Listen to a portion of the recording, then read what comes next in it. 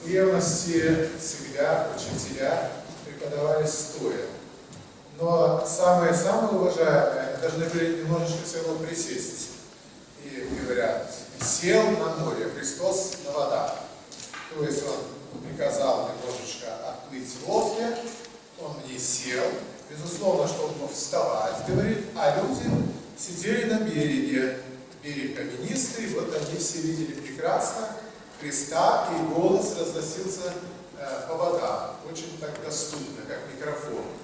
Но говорится, что и сел, и начал проповедовать. То есть все-таки сидя. Но по-настоящему, если взять, у нас учителя даже старенькие, они говорят стоя, чтобы видя, кто-то безобразничает на задних рядах. Это методически тоже правильно. Я сам преподаватель нашего духовного училища, сколько уже лет, 23 года, я это прекрасно знаю. Сегодня я хочу соединить молитву Господню «Отче наш», чтобы мы с вами научились молиться правильно, и соединить заповеди блаженства, потому что там тоже речь о молитве касается. Вот и оставя нам долги наши, я кажу, и мы оставляем должников нашим, перекликается с блаженные милостивые, яко ти помилованы будут. Оставь нам долги наши, прости нам грехи, как мы прощаем. Это очень важный такой аспект жизни. Вот преподобный один учил женщину, которая хотела, чтобы молитва дошла до Бога. Он говорит, у тебя молитва не доходит только потому, что ты не молишься таким образом, смиренным. А как смиренным образом? Так ты скажи, вот молитвами этого, вот, которого ты считаешь за негодяя, Господи Иисусе Христе, Сыне Божий, помилуй меня грешного. Когда он так начал молиться, сразу дело пошло. Значит, от смиренного сердца молитва приемлется. Итак, блаженны милостивые, яко ти и помилованы будут. То есть, если ты оказываешь милость и милосердие, то есть милым сердцем сам являешься этим сердцем, то и будешь помилован. И вот, знаете, перефразы, вот постоянные перефразы идут. Но у Иисуса Христа, Господа нашего, перефраз идет с себя, с божественной стороны. Он-то цитирует кого? Вот, например, заповеди блаженства. 3 первые заповеди. И там третье, блаженны нищие духом, потом блаженны плачущие, блаженны кротцые. А 36-й псалом Давида царя, он говорит, на кого возьму, как на кроткого, это у Исаии, и там продолжается кроткие наследят землю, 36-й псалом. И это очень и очень важный аспект, что Господь цитирует Ветхий Завет, но цитирует его, Ветхий Завет, как откровение Божие. По человеческой природе он апеллирует к божественной природе, своей же. То, что он дал роду человеческому, он это и цитирует. А вот, например, Ленин, Владимир Ильич Кармаз, он цитировал кого? Когда говорят, это Ленин сказал, кто не работает, тот не ест. Тот и не ест. А на самом деле, правду надо сказать, что эти слова сказал апостол Павел. Кто не работает, тот не ешь, победительном наклонении. То есть тоже вот интересная вещь. А здесь недавно собрались кандидаты и доктора разных наук по телеканалу «Спас», и я смотрел, как они цитировали, знаете, ведущих философов, скажем, буддистской религии, других религий, просто философов. Так надо сказать, что вот некоторых философов, как Сократ, там, да, Цицерон и так далее, их статуи, рисунки находятся в притворе одного из храмов Афона.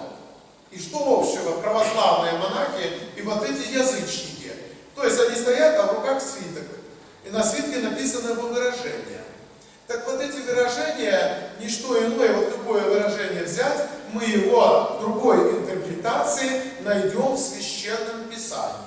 Вот какая интересная вырисовывается картина. Вот человек спрашивается, чуть ли не отождествляется этот язычник-философ, чуть ли не отождествляется с неверующим человеком. А спрашивается, откуда у него все богатство знаний? Из перефраза Священного Писания. Для нас очень важно, кто говорит совершенно там в раннем, скажем, христианстве, или вот мученический подвиг вот 20 века. Это же очень важно, что говорит человек, который ездил на трамвае, который на первых самолетах перемещался, и он святой, и его выражение. Вот скажем, сегодня патриарха Тихона день. Патриарха Тихона, который, вот, скажем, современник наших прабабушек, прадедушек. Поэтому вот слова этих мучеников очень нам интересны. Скажем, Воиноесенецкий Лука, мы в библиотеке находимся, а у него книга очень знаменитая «Дух, душа и тело». Тоже очень интересно. И вы знаете, вот молитва «Отче наш», она учит нас, что все то, что открыл Господь там, это тоже некий перефраз, то, что Бог открыл через, скажем, Пятикнижие Моисею, который написал 5 первых книг Священного Писания. Отче наш начинается обращением, Отче наш, же есть на небесах, или Отец наш, который на небе, да, или находящийся на небе, я к тебе обращаюсь. А потом уже 7 прошений. И вот это очень интересно, что надо правильно обратиться к Богу. Отче наш, сам Христос открывает, как же к Богу обратиться. А не так, как неправильная молитва, если ты там есть, то дай мне Мерседес, дай мне там машину, дай мне там дом и все, а иначе я тебе не признаю. Как будто Бог нуждается в этом. Признаешь ты его, не признаешь ты его, ты пылинка в этом космосе. Видите, очень важно, мы же хотим, не Бог же хочет, а мы же хотим, да? Поэтому нужно правильно найти этот код, да? Найти этот ключик. Вот это Господь по своему милосердию, по своей милости любви, Он дает нам этот ключик. Только кто же виноват, если ты сам им не пользуешься? Так вот, Господь это показывает, что надо правильный подход. И потом уже просить, что тебе надо. Но не совсем, что тебе надо, бывает неразумное прошение. Вор стоит, чтобы украсть, пойти попозже после службы. Блудник, чтобы соблудить, там благополучно, сказать, так с кавычкой, благополучно, конечно. И так далее. Молитва-то неправильная бывает, в корне неправильная, антиморальная. Человек, вот, запретишь молиться неправильно, не запретишь. Но если он видит, что у него потом в жизни разные не складываются, так сказать, обстоятельства, и жизнь сама не слаживается, то он и тогда и спрашивает, а что же делать? И вот Христос говорит, как делать? Правильно молиться. Он говорит, что, значит, да светится имя Твое, а что имя не свято или не светится? Бог всегда во свете пресносущем сам есть. Бог есть свет сам, да, Бог сам Слово. Нет, а светится имя Твое в нас, уже совсем другое понятие. Да светится имя Твое в нас. Чтобы вот мы внутри светились, но мы ведь сами по себе не имеем этого начала, потому что есть вот, например, царь сам по роду царь, да, но его все роды цари. А есть по приращению. А ты царица сама по себе, да, говорили тем, которых цари брали с престолюдии. Так вот, он самоцвет, так сказать, а мы по приращению, как фосфор, набираемся, и потом, как фосфор, светимся от первоисточника. Фосфор может в фигурке или что-то заряжают к солнышку, а потом смотришь, всю ночь светит этот фосфорный такой силуэт. Так и мы, да светится имя Твое у нас, чтобы мы, помолившись, о молитве сегодня продолжаем, говорит, и мы потом уже, когда и отдыхаем, или едим, или пьем, или работаем, мы продолжаем уже жить во свете того, что мы вымолили во время молитвы. Вот наш профессор Осипов, он всегда, Академия Московской, он всегда говорит, вот это глупо, здесь говорят неверующие люди, молитва, она и для неверующих очень и очень полезна. Вот попробуй, пускай неверующий человек, утренней вечерней молитвы. Ты проснулся, у тебя еще нету перехода. И перехода на активный образ жизни, да, в течение дня. Помолись, там совершенно вот 10 минут молитвы. И ты переходишь. Также и на ночь. Ты еще весь живешь днем, как тебе перейти заснуть? Ты же будешь потом все равно с Бога на дом. Помолись, усердно помолись, опять же есть переход. Даже для неверующих психологически молитва очень является важной физиологически, для здоровья даже. Но вот, значит, да светится имя Твое, знаем, да придет Царство Твое. Царство рассматривается у богословов в трехгранным таким. Это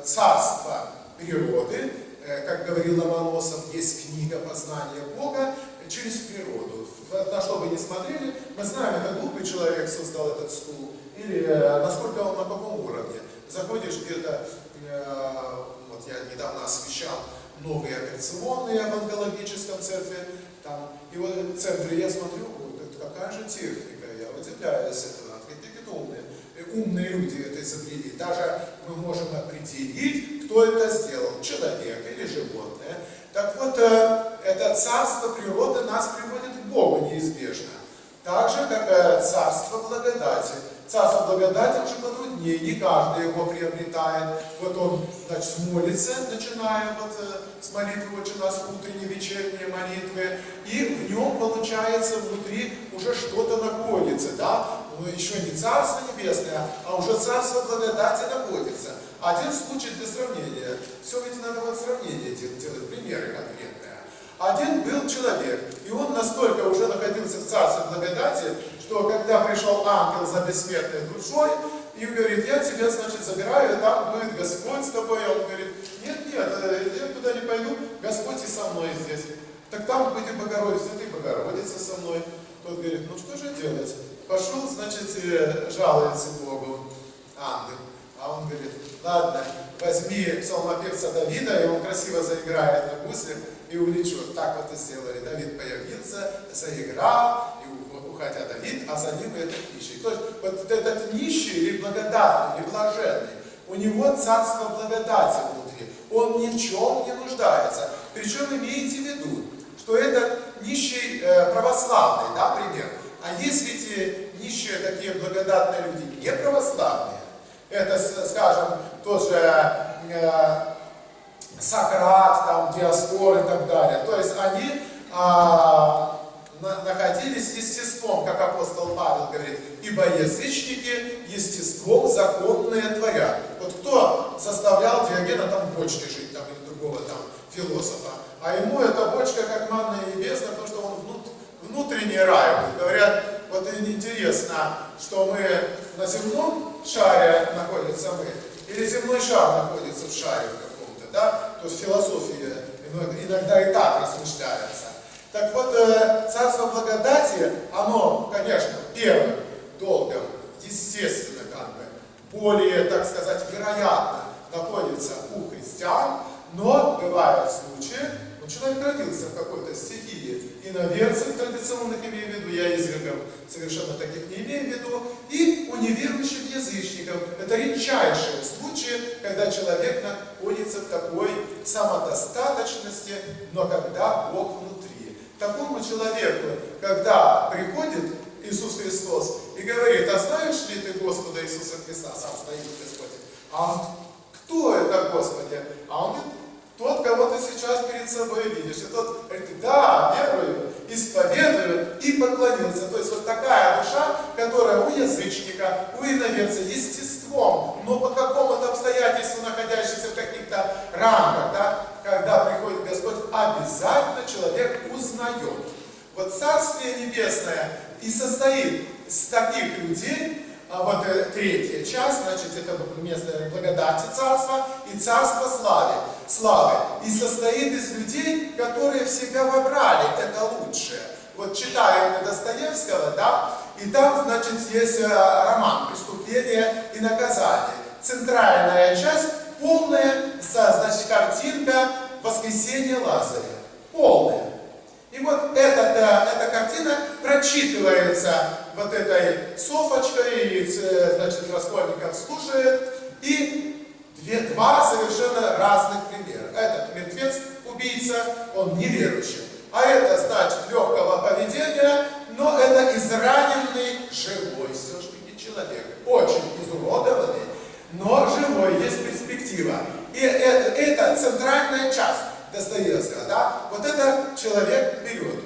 Я не знаю, в Царство Небесное он попал, нет, не надо нимба ему рисовать, так сказать, но вот труд этот явно божественный у него, да?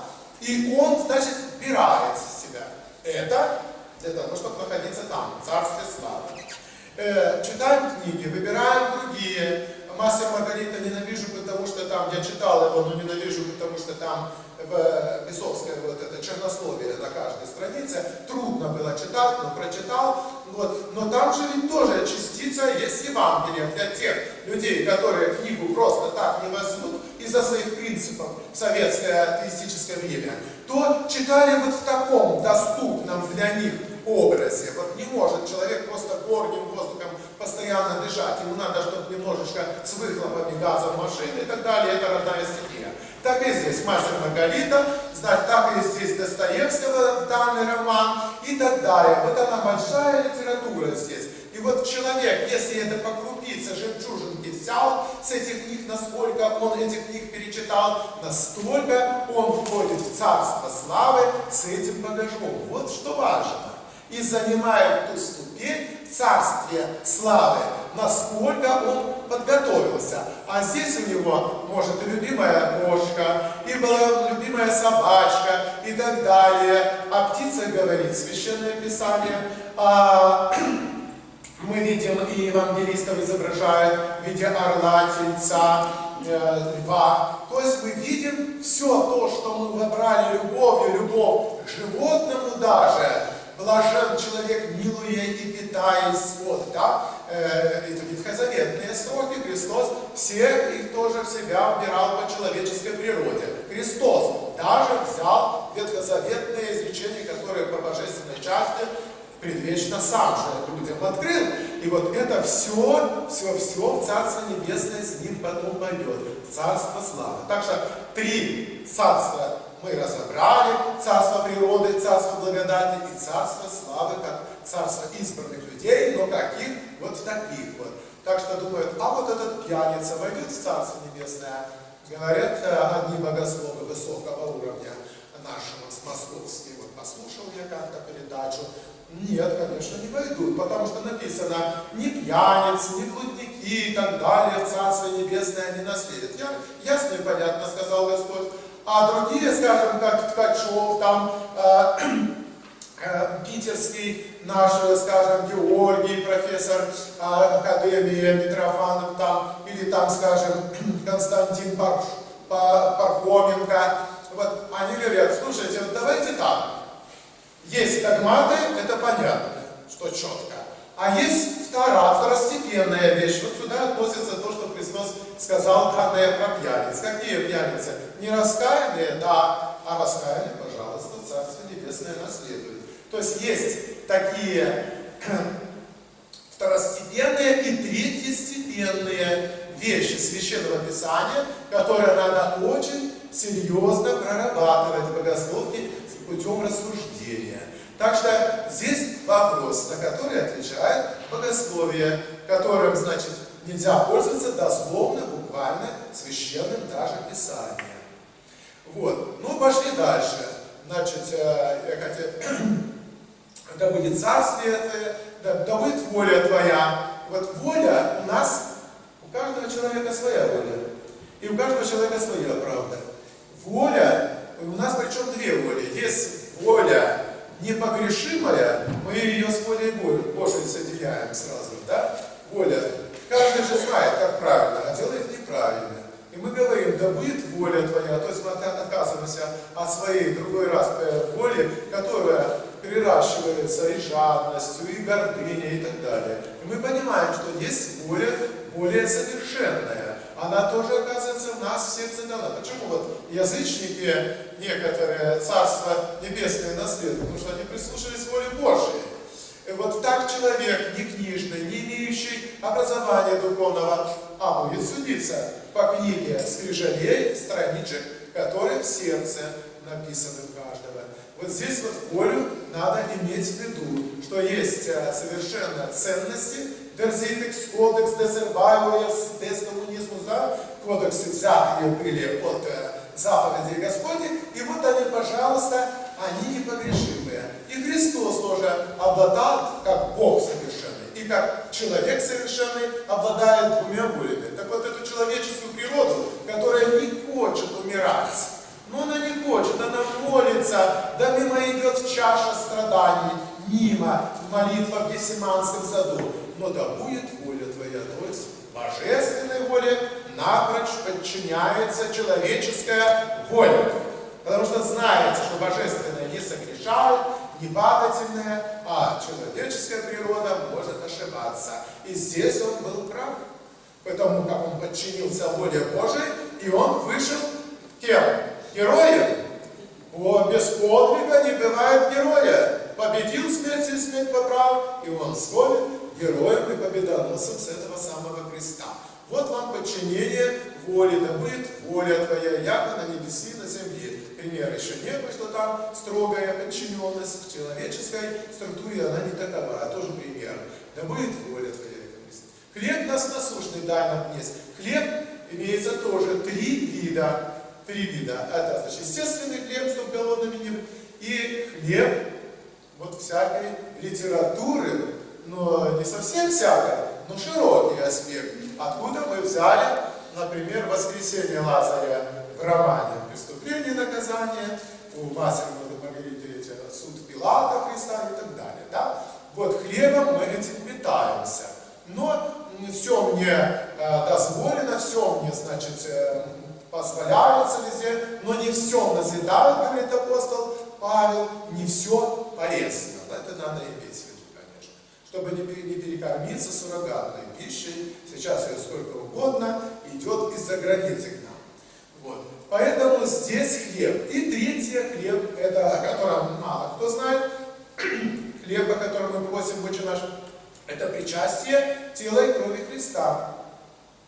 Наша больная совершенно структура человека, над которой медики работают, но когда не справляются, работает профессура. Профессура этой страны не справляется, едут куда летят, в Германию, в другие страны, там оперируют. И поэтому здесь очень и очень важная ситуация, коли роду человеческому непростая трансплантация понадобилась, да? Ну, потерял человек кровь, там ему дают одногруппники крови.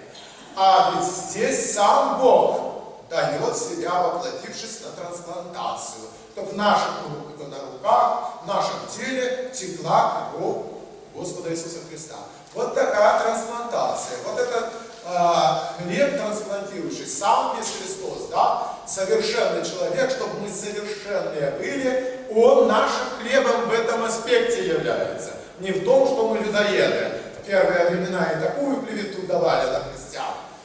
Блудники, людоеды, преподобные стояли перед тем, как им отрубывали там руки, ноги, голову и так далее, то они говорили, неужели мы постимся и такого мяса подчас не едим? А некоторые постились, что и отказались на всю жизнь. А вы думаете, что мы еще человека не будем есть? Конечно же. То есть хлеб при осуществлении тела и вина, то хлеба и вина в тело и кровь Христа. Хлеб нас насущный дашь нам есть. И остави нам долги наши, как мы собираем даже по нашим, я об этом уже говорил вам, и остави нам долги наши, как мы собираем даже по нашим. И не веди на свои искушения, шестая, значит, часть прошения, или шестое прошение, не веди на свои искушения. Интересно, я учил 4-летнюю свою племянницу, Таня, ну почему же я тебе уже несколько раз сказал, что и не веди нас в свое искушение, она мне читает, и не веди нас в свое искушение. Я думаю, как же она правильно это сказала, что есть такая книга «От меня это было». И вот там, что с тобой в жизни не стало, это от меня тебе было. Тебя там побили где-то в темном углу, ты там обанкротился и так далее. Это тебе спасительный путь, иначе ты в ад пошел. От меня это было. И не веди от меня свое искушение. Так что Бог царь. На самом деле, то, что временно мы подпадаем под злых людей, под нечистую силу и так далее, на самом деле это попущение. Это попущение, вот именно, и не веди нас в свое искушение. Более никак. Если мы христиане, значит мы под полной защитой Бога. А какой полной? Когда мы согрешаем, мы и получаем за это. То есть, кого любит, того и наказывает. Да? За битого 10 не бит и так далее. И вот не веди нас в свое искушение. И последнее, 7, но избавь нас от лукавого. Но бывает бывает тоже трактация идет от лукавого беса, это понятно, дьявола, но и от лукавого, как бы, злого человека. Ну, есть такие люди, злые аферисты, которые тебя проведут, вот, и не спросят твою ни фамилию, ни имя. Ты бесполезно с ним вообще. Вот бесполезно. Одно только, что вообще с ним не вязаться. Настолько профессионалы. И вот от этого лукавого тоже мы просим избавления. Причем, посмотрите, вот молитва, просим мы молиться, а вот, например, блаженные нищие духом, вернемся к заповедям Господним, а ведь вот вчера день был Иоанникия Великого, он именно сказал эти слова: «Упование мое Отец, прибежище мое Сын, покров мой Дух Святой». В вечерних молитвах, если это мы читаем, эти его слова: «Покров мой Дух Святой», блаженные нищие духом, «покров мой Дух Святой». Нищие духом, у которых покровом сверху, на высоте сердца, именно Дух Святой, покров мой Дух Святой. К нему мы апеллируем, а не к низменной части нашей души, которая солидарна там со всякими похождениями, блудными, страстными и так далее. Так вот, этот покров именно Духа Святого, он непогрешимый, потому что вот умирает человек, и дух возвращается к Богу, потому что он дух дан был. Во время, когда придет время, так сказать, как говорит и наш великий ученый Ньютон, физик, да, что душа наша, подобно магниту, притянет молекулярно, притянет останки своего тела из недр земли. Вот интересное такое выражение, его можно развивать сколько угодно, эту мысль, оно так и есть. Вот этот дух. А в человеке дух, душа и тело, вот современные богословы, которых я назвал, питерские, московские, они почему-то, вот надо им задать этот вопрос, душа и тело у них все, почему о духе мало говорят. А война есть немецкий, которого они так культурненько отталкивают, а что же канонизированы, он именно о триединстве говорит в человеческом. Естественно, дух, душа и тело. Вот душа, это человек бывает душевный, да? Нравственный такой человек, душевный. Но вот эта нравственность, она сама по себе не спасительна, если эта душевность не будет слушать духа, что он говорит. Потому как нравственные, душевные люди распяли Иисуса Христа. И ничем они в Царствие Небесное не попали, то есть они слепые были. Нравственные люди. Ни один из первосвященников, священников, книжников не был убийцей, вором и так далее. Скажи, подойди, что вы, такие грехи, таким солидным людям, которые потомственно были священниками, потомственной интеллигенции? Конечно же нет. Нравственные люди. Но у них отсутствовало послушание вот этого покрова мой Дух Святой, да? Этим покровом они не пользовались, как говорят, есть совесть, но я ее не пользуюсь, да? Так и здесь, они духом не пользуются, а он непогрешимый, а это верный путь, они почему так не шли, а вот этот разбойник, а он этому духу сразу подчинился. Он почему-то сказал: там мы за свое здесь терпим, что-то мы неправильно сделали в жизни, а этот что? Помяни меня, Господи, во Царстве Своем. И, пожалуйста, Христос говорит: есть будешь со мной в раю. Тоже интересно, передик такой у нашего Алексея Ильича Осипова, говорит: маньяк, убийца такой, и он первым в рай пошел. Вот абсурд какой, поэтому и многие преследовали христиан и не шли, но вопреки этому тоже хороший, конечно, вывод, вопреки этому, и несмотря на это, церковь все равно мгновенно, выросла за 300 лет, но она полностью христианизировала все Присредиземноморье. Но это ладно, но вот некоторые богословы считают, не маньяк же и не убийца же, разбойники, они осужденные могли же. Вот второй говорит: он за то же самое с нами висит Иисус Христос. А в этом могла быть и правда. То есть их троих могли распять как политических преступников. Понимаете? Вот. Ну вот даже если так возьмем, как политических преступников, все же вот один такой преступник никак на себя вину не брал, да? А этот взял на себя себя вину. Почему? Подчиняясь Духу Святому. Он не потерял, как эта София, преступление и наказание. Она еще живая, израненная, но живая духом, она душой, и она дух просматривает. Нет, я все-таки в церковь пойду. Нет, надо ходить и тебе в церковь. А этот живой труп, так сказать, разбойников. Так и здесь второй разбойник, он совершенно был духовно, душевно, то есть трупом. То есть он не способен был из-за совершенной обособленности своего душевного положения, душа и все, и душа, больше ничего. А то еще в душу не верим, да, что она есть. И вот он не слушал, что дух, а это прозрел духом. Как прозрел духом сотник, начальник, офицер римский, сотня, подчинение у него сотник, Лонгин, он просмотрел, что это, преступники все себя разоблачают, а Христос ведет себя на кресте по-царски. Он усыновляет род человеческий Богородицы, это, говорит, сын, это твоя мать, мать это твой сын, да, и весь род человеческий таким образом усыновляется через Иоанна Богослова и Пресвятую Богородицу.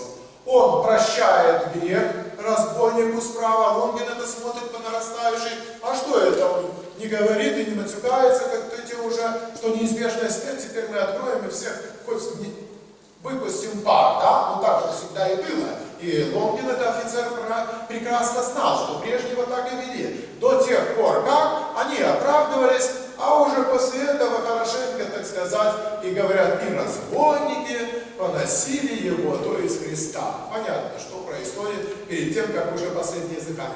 А этот дает распоряжение божественное. Сегодня будешь со мной в раю. Это, как называется, за несколько минут до смерти сказать вот такое, что это такое. И он понял, а тут еще за затмение, которое не подтверждено, не всеми учеными признаются, но говорят, что есть такие пыльные бури, что совершенно закрыли солнышко, и вот все равно тьма была.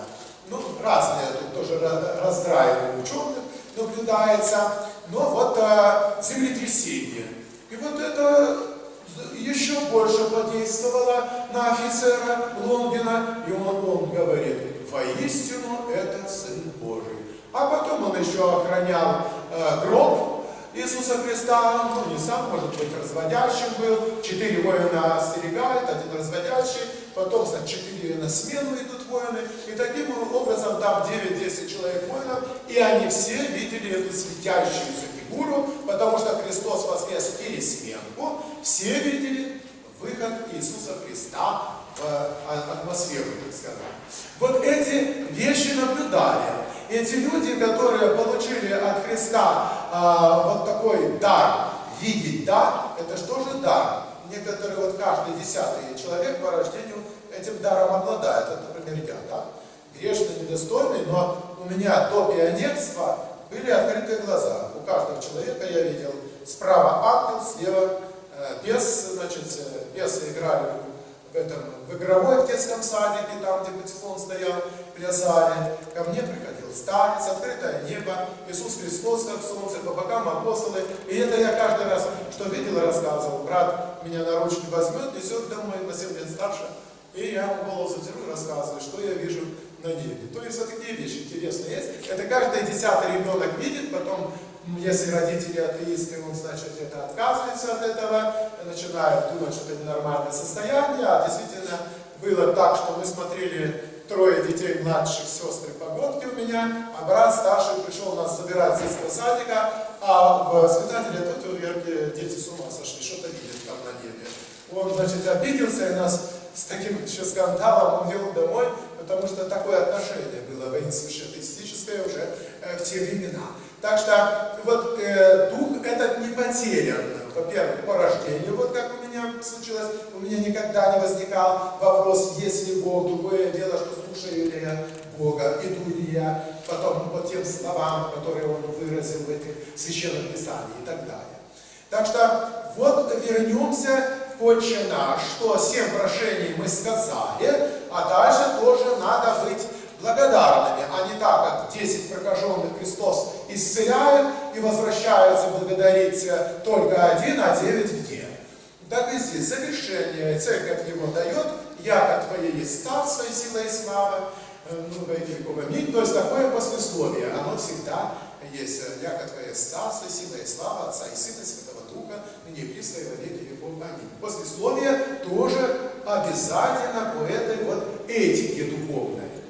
Но вернемся теперь, значит, мы знаем, как молиться, мы знаем, что такие молитвы открыли нам, как Илоникий, Василий Великий и прочие авторы, они все есть в утренних вечерних молитвах, и даже императоры. Наши императоры, цари отдыхают после императоров византийских, потому что они были очень на высоком богословском уровне. Они не читали за трапезой житие, а читали догматическое богословие. Вот император кушает, византийский в Константинополе, а ему читают высшее богословие. Так что они были настолько грамотны в духовном смысле, порядке, что они даже гимны сочиняли. Вот каждый раз на литургии есть такой гимн: «Единородный Сыне и Слове Божий, бессмертен Цы, и изволили спасения нашего ради, воплотитесь от святые Богородицы, Пресвятей Марии» и так далее.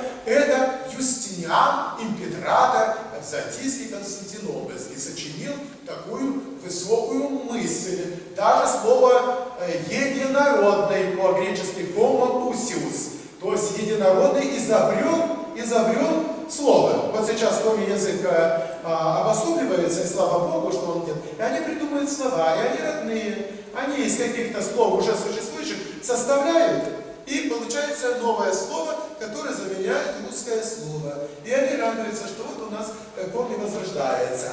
Так и Юстиниан. Не было такого слова «единосущный». Он его просто взял из греческого же языка, с разных, так сказать, слов, и соединил, и получилось «homoousios», единородный, то есть не приращенный, усыновленный, а единородный, из недр именно и самого Бога исходящий, рождающийся вечно.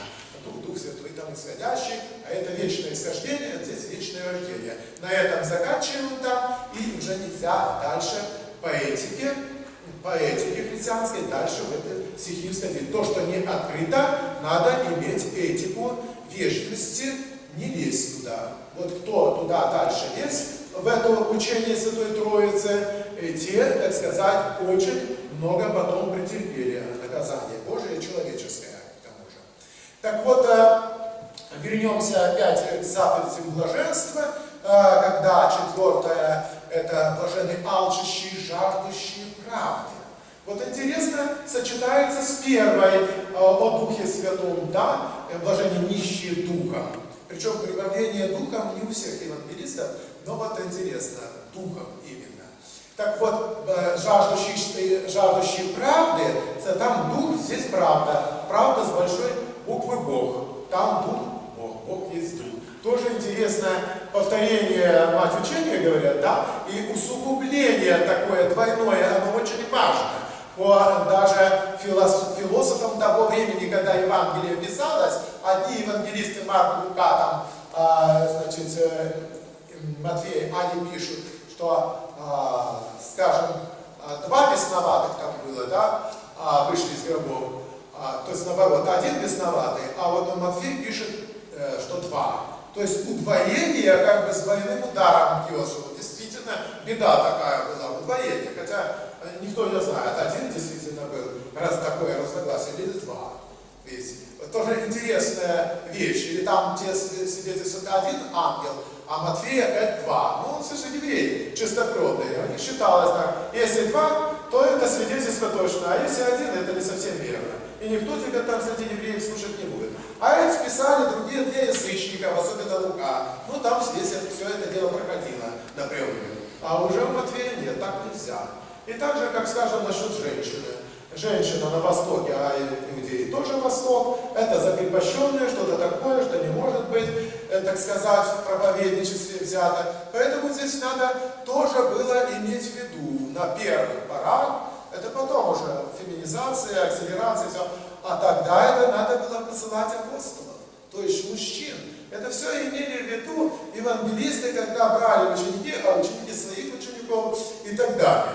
Так вот, вот эта жажда правды, она должна быть первой заповеди блаженства, жаждой Духа, жажды Бога, здесь правды. Но почему вот все-таки изменения есть Духа, первой заповеди, четвертой правды? А еще второй смысл, опять же, как тройной смысл, двойной, тройной, вот «Отче наш», так и здесь. Праведно живущий, блаженный, жаждущий по правде жить, быть праведником или праведником. Как правильно? Вот этого жажда, а как правильно? Ты можешь пока на каких-то порах еще не поступать так, но ты просто, если жаждешь этого, ты не можешь без этого, чтобы знать правду. Вот я был комсомольцем, и иду, у меня этот значочек, а это было, принимали в 14 лет, и причем принимали всем классом, никто не спрашивал отречения от Бога, ну и так меня записали аккордом, а я даже радый такой шел, а бабушка, соседка встретилась и говорит: это у тебя что такое значок? Она в церковь ходила. Я говорю: так это же Ленин, он, смотрите, какой красивый на значке, такой кучерявый мальчик там на значке. Мне даже очень нравится, бабушка, этот Ленин. Да? Ну я тебе скажу, это антихрист. А потом, во-вторых, ты сейчас через стадион идешь, а там двухэтажный храм у нас в станице стоял. Ты еще топчешь основание храма. Все, я бегу, стадион обошел, уже на прилике никогда в жизни не ходил. И домой иду, и бегу, и у меня сердце так пылает, приятно пылает. Я говорю: да-да-да, Ленин антихрист, Ленин антихрист, Ленин антихрист. Как хорошо, что я теперь это знаю. Я никому об этом не скажу, но про себя это знаю. Это очень важно. Блаженные, алчущие, жаждущие правды. То есть для себя знать истину. Времена будут меняться, будут меняться там Ленины, Сталины, кто угодно. Но ты знаешь истину. Это очень важно. Быть во свете, а не во тьме. Вот. Блаженны, алчущие, жаждущие правды. Блаженны, милостивые тоже. Ну тут как-то так понятно, не буду говорить. Блаженны, чистые сердцем. Чистота сердечно не каждому понятно. Что нам не хватает? Что нам не хватает? Чистоты. Чистоты. А что такое чистота? Это дружелюбность и ведеда, добротолюбие и доброта. Вот как чистоту понимают некоторые богословы. Пожалуйста, если там лучше придумаем, еще лучше трактацию примем тоже к сведению. Но посмотрите на образ Богородицы, да? Она кроткая, чистая. И как приятно смотреть. В этом образе дружелюбность, в этом образе доброта. Блаженны кротцы и чистые сердцем, вот сюда такая трактовка тоже идет. Ну, потом я сказал, что кротцы это третья заповедь блаженств, но она утверждается в Священном Писании 36, именно 36-м псалмом. Вот, кротцы землю узрят. Какую землю? Здесь уже землю узрят. Кроткие, они и здесь имеют, потому что Господь же наказывает за жизненные ошибки. Потом бац, и обанкротился, да, не наследник земли. А кто мудро с Богом помолившись, да взявший благословение, он и здесь, как Булычев, скажем, да, строил рядом монастырь, Пилтовский монастырь, монах умер на Соловках. Сколько добрых дел он, да, делал. И земля у него была, вот на той земле он Пилтовский монастырь отделил, значит, Серегово этого было его поле, соль там добывал. Вот блаженные кротцы, это наследят землю, уже здесь по большей части многие из них сподоблялись, а также землю, как Царство Небесное. Очень тоже важно. И вот чистые сердцем, те, которые благообразность имеют вот эту доброту, имеют вот такое чувство дружелюбия в школе, с друзьями, дома с родителями, на производстве. Они начинают это дружелюбие выражать о Господе. Они начинают о Боге рассказывать. И когда о Боге рассказывают, и смотришь, нету никаких потом трав, там сон. Вот так же было, когда в Киеве были две стороны противоборчества, а священники за руку взявшись, между ними стали. И они не говорили, кто из вас прав и кто виноват, это бесконечно. А они говорили о Боге, говорили о Боге, говорили о Боге. И не случилось. В тот день не случилось, никто никого не побил и не застрелил. Видите, вот в чем заключается вот эта чистота У них взор чистый, как ясное небо, как Царство Небесное. И они убедились, что значит чистые сердцем это те, которые дружбу в школе, в детском саду, на работе, дома. Это очень важно быть в такой чистоте, которая начинается именно с дружбы. Да. Ну и, конечно, миротворцы. Не только те миротворцы, это очень так относительно войска миротворцы, а вот те миротворцы, которых есть Царство Небесное, именно мир творят. Обязательно, где бы ни были, не осуждая, примиряя между собой своих друзей. И сами примиряются. И сами тоже за собой следят, чтобы со всеми в ладу находиться. Это очень и очень важно. Одна монахиня подходит к Серафиму Саровскому и говорит: я раздражением больная. Он говорит: вот и хорошо, ты же уже покаялась. И какой тебе епитимий? Ничего. То, что ты сознаешь, это уже хорошо, ты этим идешь, сокрушаешь через всю жизнь. А потом говорит: ты же ведь не... Вообще-то и не раздражительный человек, это же вот когда редко бывает, и ты уже в этом каешься. А ты вообще добрая, терпеливая, прекрасная. Он так утешил ее этими словами, что она как на крыльях от него ушла, радая радехонька. Так что вот если вот это миротворчество, вот Серафим Саровский в лучшем человеке увидел, и видите, как важно миротворчество. Идет один подвижник по пустыне, увидел языческого жреца и сказал: эй, нечестивый, что ты делаешь? А тот несет бревно. Тот говорит: хорошо, нечестивый, этим бревном по нему. Ну, еле живой тут остался, дополз остаться. Старец выходит, тот продолжает бревно. Он говорит: эй, человек трудолюбивый. Тут, как трудолюбивый? Ну, только перед тобой сказал в такой же черной одежде, как ты, монах, что я нечестивый. Нет, я вижу, ты трудишься, труждаешься, любит Господь. Тот бросил бревно, поклонился, говорит: я хочу быть твоим учеником, таким, как и ты. Принял христианство. Блаженны вот именно миротворцы. Это очень и очень важно знать. И потом, значит, интересно, две последние заповеди, 8 и 9, они похожи друг на друга. Блаженны, егда поносят вас, да? Блаженны изгнаны рады, а потом егда поносят вас и тоже изгоняют. Так вот, которые изгнаны правды ради, это понятно, что выгнаны за Иисуса Христа, а не те, которые действительно изгнаны за свои плохие поступки. А вот те, они тоже спасаются, те, которых наказаны за свои грехи. Да, слава Богу, что здесь наказание претерпели, там, значит, не будут. Да. Вот. Но а те, которые изгнаны именно за Христа, вот они блаженные, да. Ну и потом, сейчас я интерпретацию свою дам, последнюю, потому что блаженные вы всегда поносят вас, и жденут и рекнутся, зло глаголно, вы лжущими не ради. Радуйтесь и веселитесь, когда ваша много на небесах. Это те, которых выгоняют, не просто выгнали, а на которых оклеветали, что вы не за христианство свое здесь припеваете, а вы враги народа, вы против счастья будущего, вы против коммунизма, вы отсталые, не понимаете идеи, да, а тут страна мечтателей и ученых и так далее, а ты неуч, ты негодный человек, ты тьма непроглядная, своими стихами всеми Маяковский везде чисел, ты вообще старик на патриарха Тихона, ты, значит, серебролюбец, у тебя золото, ты в золоте купаешься, типа того, а здесь умирают 1000 детей маленьких, голодных, вот, и так далее. Так вот таким образом, когда пронесут, и пишется: радуйтесь и веселитесь, потому как награда ваша много на небесах. А я бы интерпретировал вот эту вот заповедь, сказать, что это 9-я заповедь, заповедь приказа, так сказать, радоваться. Почему? Вот мы же, когда даже гроб в комнате, ну не дай Бог, там умер кто-то, да? Ну и гроб. Но ты же можешь улыбнуться ребенку, который к тебе подошел. Да, ты можешь взять на руку и улыбнуться, и пошутить даже, потому что ты радость эту возбудила себя. Значит, в твоих руках это, в твоих руках.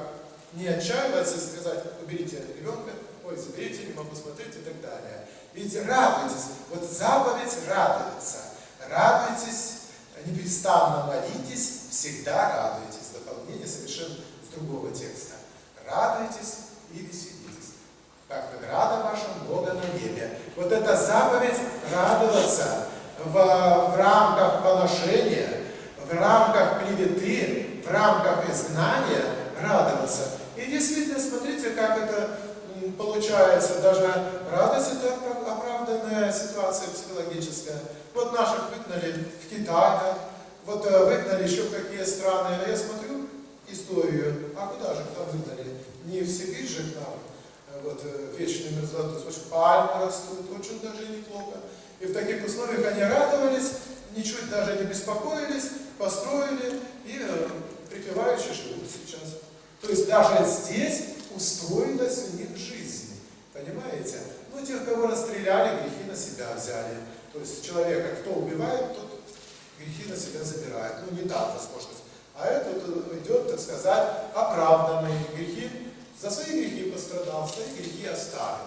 То есть вот радуйтесь, 9-я заповедь именно о радости. Я бы так назвал ее. Потому что уже 8-я есть об изгнании. Об изгнании есть. А вот о радости забываем. Вот мы забываем. Вот эту 9-ю заповедь напрочь забывают люди, потому что они выходят в церкви некоторые грустные. А так нельзя. А что у вас там в церкви? Били, что ли?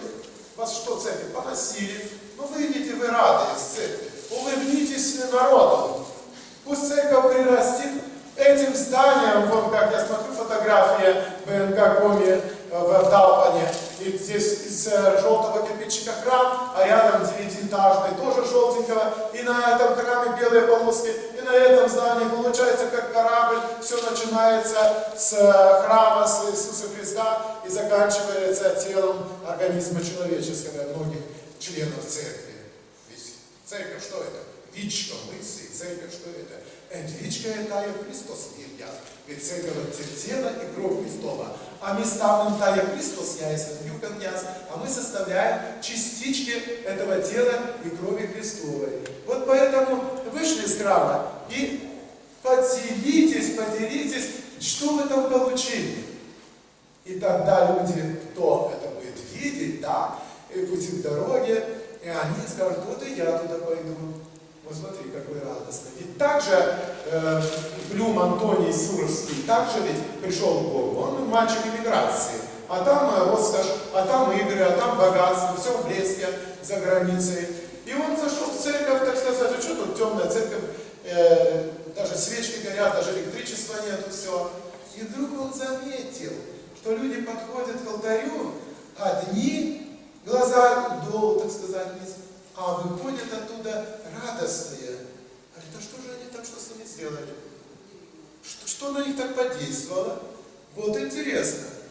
И он понял, что есть Бог. Он тогда начал читать от Марка Евангелия, потому что другие подлиннее, а Марка поменьше. Он тоже умный же человек, мальчик, в чем будет тратить? А даровитый вундеркиндер. И он начал самое короткое Евангелие от Марка. И знаете, когда он его дочитывал, с одной стороны стола он сидит, а с другой стороны он духовными глазами увидел, что перед ним Христос стоит, который евангельские слова эти ему говорит. Вот что. Вот выходит уже причастившийся человек другой. Бабушка говорит малышу, там, 8-летнему, сейчас тебе компотик батюшка даст. А мальчик, причастившийся, бабушка, я чувствую по моим рукам, по моим венам течет кровь Иисуса Христа. А кто это мальчику внушил? А кто это моей племяннице 4-летней внушил и избавил нас от своего искушения? Не веди нас в свои искушения. Понимаете, как это интересно? И он это мальчиком заметил. И уже он понял, что есть Бог. Видите, как такой наблюдательный, опытный глаз, оказывается, он может и тот глаз внутренний, наш духовный, поднять на зрение, атрофированный глаз.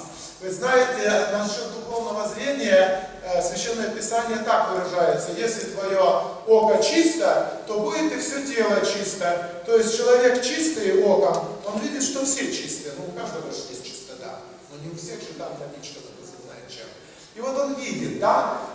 А раньше так и считали, в том, сейчас наука и техника шагнула, она теперь нам другую интерпретацию дает. А тогда считалось так, вот у животных, зверюшек глаза горят, значит, это не просто там глаза, а это фонари.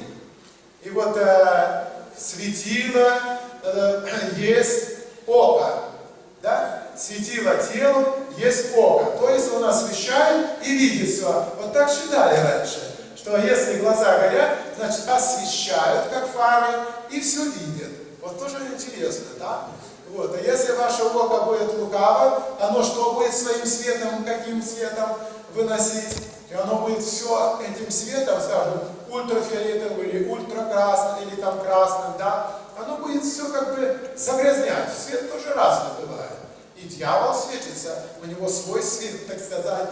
И вот это по современному толкованию сказать вот именно, что человек выносит, когда он смотрит. Пришел, что вы тут делаете? Пьете, понятно. А кроме этой бутылки он не видит. Новогодней там или другой традиции нашего народа, он не видит никакого культурного мероприятия, да, и так далее. Вот. Будет ли твое око светло, все будет светло, будет твое око лукаво, все будет лукаво и все будет дрянь, как говорит Достоевский, чтобы мужик без веры дрянь. Да? То есть вот тоже интересные вещи наблюдали наши ученые, наши богословы и наши классики. Их послушаем и будем такой жизнью жить с вами во свете. Мы сегодня с вами повторили «Отче наш». Кто его не знает, надо выучить обязательно. И с вами повторили все заповеди блаженства. Повторяю, что они называются, все начинаются с одной буквы, и что «Я на стороне Бога». Блаженные. Второе. Блаженные переводится как «счастливые». Блаженные – нищие духом. Счастливые – нищие духом. Но повторяю, на «Б», стихотворная форма, между прочим, это хочу сказать как поэт, да? И как член Союза писателей России. И тоже интересно, выходит у нас в декабре новый мой сборник, потом я обязательно в библиотеку подарю. И здесь у меня есть стихотворение, оно называется «Духовный лук». С детства церковь нам мать, также юности школа, она к Богу маяк и прибежище чести и слова, крест спасения знак. Без него гибель всем, потому окрест ставим, на границах кресты, через них Христа молим и славим, ведь кресты есть мосты. От земли в небеса знает, кто незабудка, человек не забудет, не лишайся без Бога рассудка, рассудительным будь. Знай, спасение тут, хотя вольному воля, незабудковый цвет расцветает на краешке поля, мрак, там гений, свет. Ангел воду несет, демон скрежет косится, не видать больше мук. На Руси Бог сподобил родиться, где духовный есть лук. Вот такое стихотворение. Спасибо, что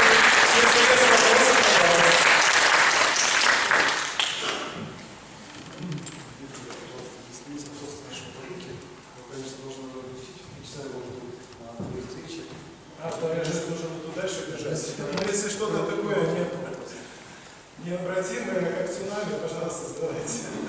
А туда первый этаж надо бежать на концерт. Пожалуйста. Сегодняшнего вашего чтения это дерзновенная молитва. Дерзающий веры твоих спасателей. Да, сегодня Евангелие воскресения дочери Иаира. То есть богатый человек, который построил синагогу, его очень уважали люди, и у него умерла единственная дочь. У других там по 12 детей и больше. А вот, значит, одна единственная умерла. Это было в Капернауме. В Капернауме Христос жил после, когда взрослым стал, он из Назарета переехал, это его, так сказать, город был, снимал какой-то дом или от кого-то от родственников, ему там он достался.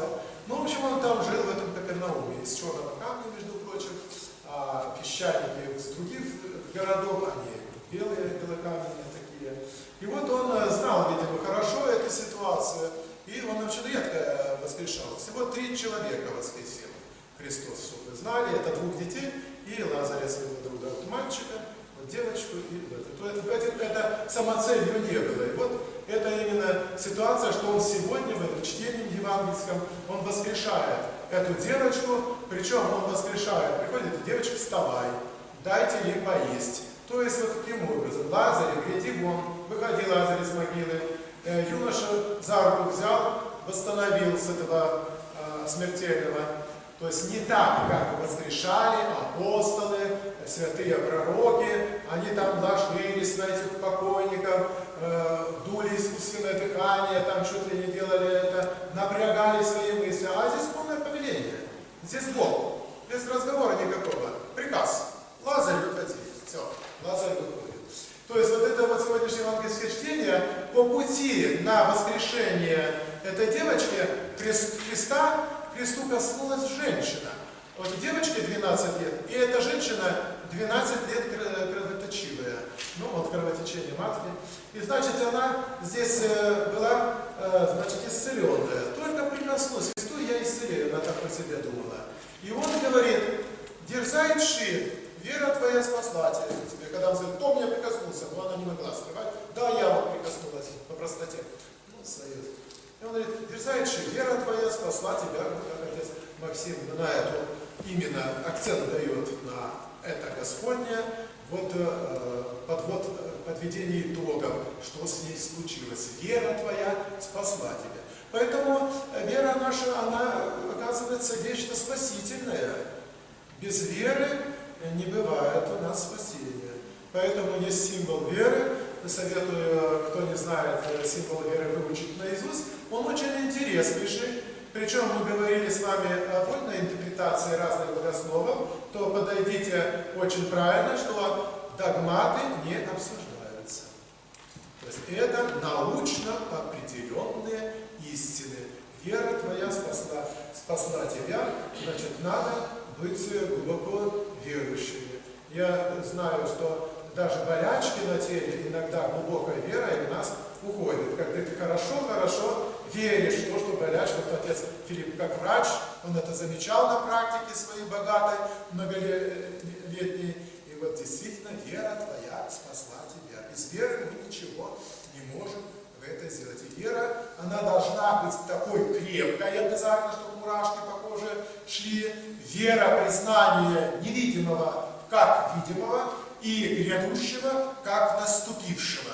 И поэтому христиане, ничтоже усумняшись, не думая, что они врут, каждое воскресенье поют «Воскресенье Христово видевши». То есть это очень важно, что мы говорим, мы воскресенье Христово видим. Где мы его видим? Мы что, 2000 лет назад там были? Нет, но мы его видим духовным зрением своим. Ничуть никто в этом случае не является обманщиком. Мы видим глазами веры. Да? Вот вера, оказывается, очень важная вещь, потому что она спасительная. Не просто так, а является в себе важный аспект нашего спасения.